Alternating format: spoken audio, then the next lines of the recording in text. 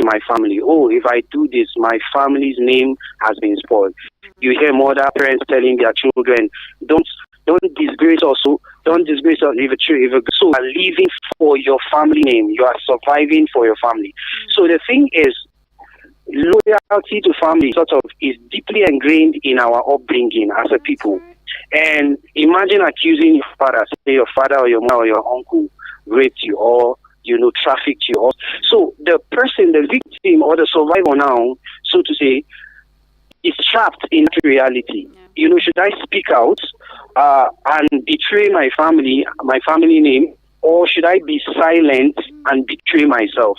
So they go back and forth in this struggle. As a result, they betray themselves. Why? Because family is greater than what self. Because that's how we are. We are trained as a people. We are raised as a family, as a culture in Africa. And add to that, there's also the threats from family. Yes. You cannot do this. Yes. I know that we have had cases where human rights have taken them over, but the survivors themselves come back to say, no, I don't want to press charges again. No, let's just leave this thing. It didn't happen. Some of them will tell you it didn't happen. Maybe it was a mistake. No, I don't want to go on with it. So there's also threats. There's also, we've talked about the culture and shame, but there are threats that some of these survivors are going through from family members that will not allow them speak. And why? So that creates a space for them to just be silent and struggle all their lives. So it's just a sad reality, honestly. It is. Honestly, as you're talking, I'm seeing the reality of what a lot of people are going through, are victims, and they can't say.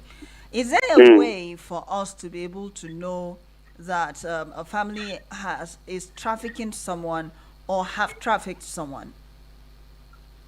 Sorry, say that again. Is there a sign to show that a family is trafficking maybe somebody or they have trafficked someone? Wow, honestly, this one is a tricky one, and it can be difficult to detect, just to be honest with you, because it can fly under the radar, and sometimes we don't even get to understand what's happening with families. But there are signs here and there, and I'll just say this generally.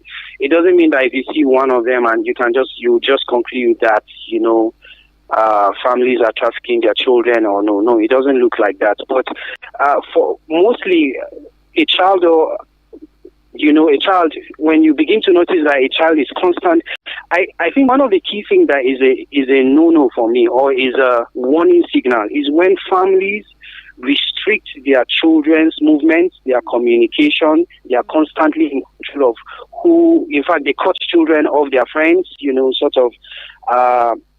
and they are always constantly controlling them and monitoring their moves, who they speak to, where they go. Then that's a warning sign. It shows that something is wrong. But it does not always mean that if you see that it's trafficking that is happening, because, of course, because families that would probably do this are careful, because they're monitoring communications of their children, who are they talking to, who are their friends. In fact, they limit them entirely.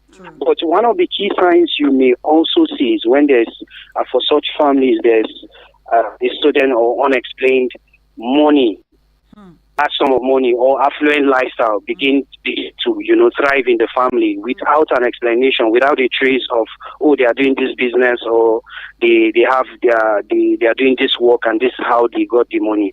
When a family that maybe is struggling suddenly begins to live comfortably, and everything changes. They are now flashy. They are, that something is what's going on, because mostly why families would do this is to get money. That's at the very basic. That's it. To get money, to get a raise or a change in their lifestyle. To come out of certain struggles that they have been in. So when you see that, you can suspect. But generally, a family that normalizes secrecy, or a family that sort of cuts their children and are controlling and don't want social engagement, then you can be sure that something is happening. Even if it's not trafficking, something is going on underneath that should be checked. So you don't just want to look for one sign. It's a pattern.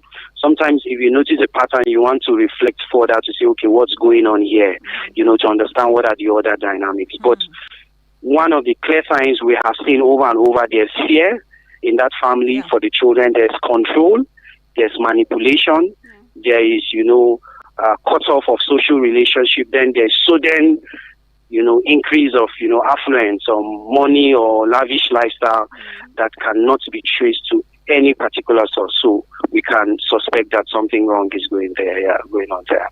Wow. It's just so sad that somebody can do that to their own blood, isn't it? I know. It is hard. It is really sad. Yeah. All right, so now let's look at what can be done now. We know that it requires everybody putting hands together, but let's talk about the law now. How should the law punish family members who are involved in trafficking their own? Honestly, in my own view, we need to do more. The law is not doing enough to punish, because we need to make an example. The law needs to make an example of families who are involved with trafficking their children, their relatives, and their loved ones.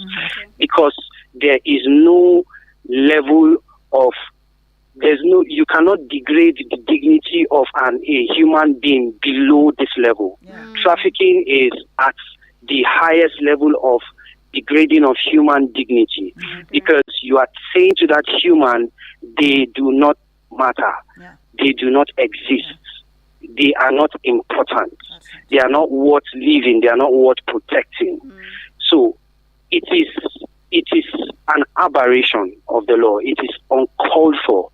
It is unconstitutional and should not be allowed to go unpunished. So in my opinion, the law needs to deal with these cases with severity, and we need to make a public spectacle of these cases.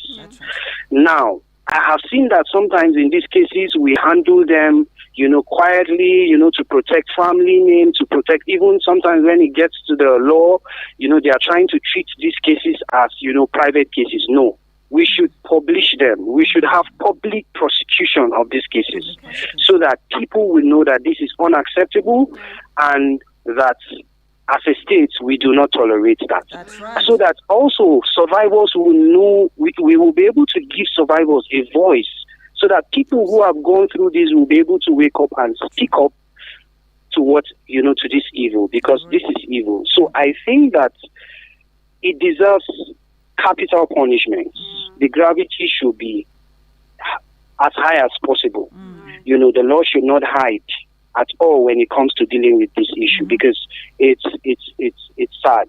I don't even know how to express it, but I think we should. What can be done from the society level? Sorry, did you say on the? I said, how can survivors heal and rebuild trust? From us as a society, how can we help them heal? How can they help themselves to heal? Honestly, it is a long road. Healing for survivors and rebuilding trust is a long road, but it is worth traveling. But at the very basic, what society needs to do, whether government, whether social bodies or community agencies, one thing that is clear is to the kind space where they adopt one of the primary things, because this is therapy, and that's one of the key things that's needed to facilitate healing of the soul and rebuilding of trust, sense of safety for these people. We cannot overemphasize that. When they get safe